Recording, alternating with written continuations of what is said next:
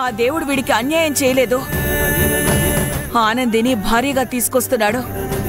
ఆ విషయంలో మా అశ్విన్ చాలా అదృష్టవంతుడు అనుకున్నానమ్మా. కూతురుగా నీ కుటుంబం గురించి, నీ వాళ్ల గురించి ఆలోచించాలి. నేనది కాదనడం లేదు. అలాగే నువ్వు కాపురం చేయాల్సిన ఇంటి గురించి, ఈ ఇంట్లోని మనుషుల గురించి కూడా కాస్త ఆలోచించాలి కదమ్మా. అలా ఆలోచించగలిగితే నీ వైపు నుంచి ఒక మంచి నిర్ణయం వస్తుంది. మీరు ఎన్నిసార్లు చెప్పినా, ఎంత చెప్పినా నా నిర్ణయం మారదు.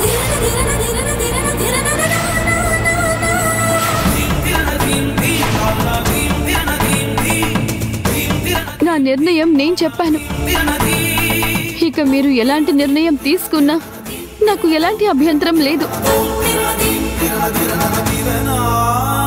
ఆనంది, ఆలోచించి జాగ్రత్తగా మాట్లాడు. నువ్విలా మాట జారడం అంటే అందమైన నీ జీవితాన్ని చేజార్చుకోవడమే అవుతుంది. నీ బాధేంటో, నీ సమస్య ఏంటో, నువ్వెందుకిలాంటి మాటలంటున్నావో నాకు తెలుసు. అందుకే మళ్ళీ మళ్ళీ చెప్తున్నాను, ఒక్క క్షణం నీ జీవితం గురించి ఆలోచించి మాట్లాడు. నా జీవితం గురించి ఆలోచించి మాట్లాడడానికి ఏమీ లేదు. నా కుటుంబమే నాకు ముఖ్యం.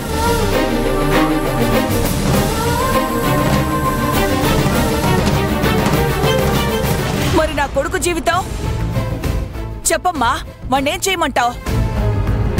వాడికి పెళ్లి కాకపోయినా పర్వాలేదు అని అలా వదిలేమంటావా? తల్లిగా నేను అలా ఉండగలనా?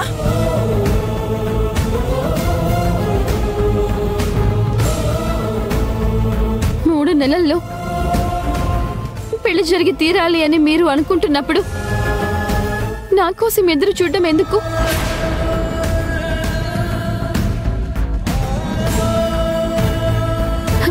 మీ కొడుక్కి ఒక మంచి అమ్మాయిని చూసి పెళ్లి చేయండి.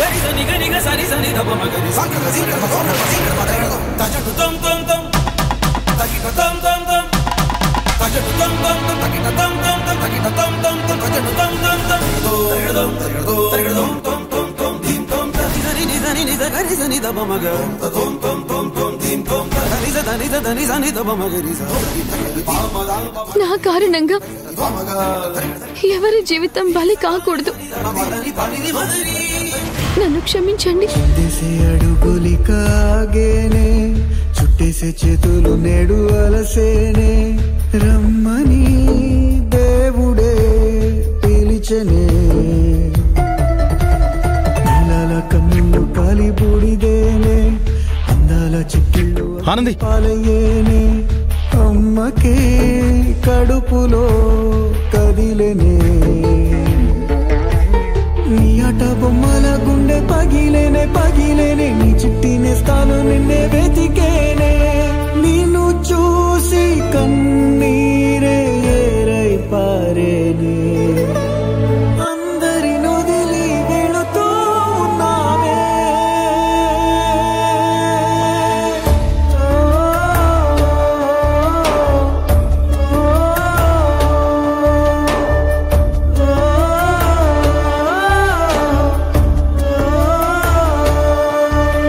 కడలి పొంగే కెరటమా, అంతు చిక్కని కావ్యమా, మదిలో నిలిచి నవ్వే తీరమా,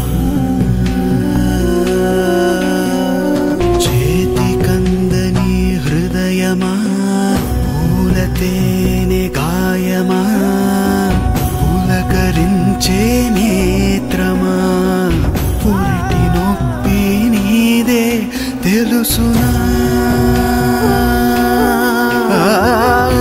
ప్రాణమైన బంధమా, కదులుతున్న సంద్రమా,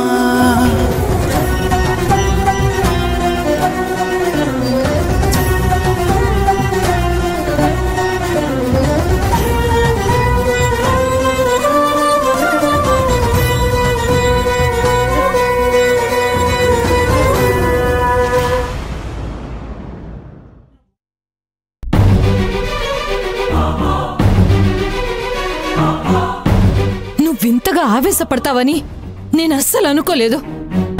నీకేమైంది ఆనంది? తెలీదు, దయ్యం పట్టింది. నేను వెళ్తాను మేడం గారు. ఆగు, 2 నిమిషాలు నీతో మాట్లాడాలి. ఇంకా ఏముంది మేడం గారు మాట్లాడటానికి? అంతా అయిపోయింది కదా. ఏమైపోయింది? ఏమీ కాలేదు. నువ్వు పిచ్చి పిచ్చిగా తిక్క తిక్కగా మాట్లాడి వచ్చేస్తే వాళ్ళ మాటలు పట్టించుకుంటారా? అశ్విన్ కి ఇంకో అమ్మాయిని చూసి పెళ్లి చేయండి అని నేనంత ఖచ్చితంగా చెప్తే ఇంకా నా మీద ఆశలు పెట్టుకుంటారా? నా గురించి ఆలోచిస్తారా?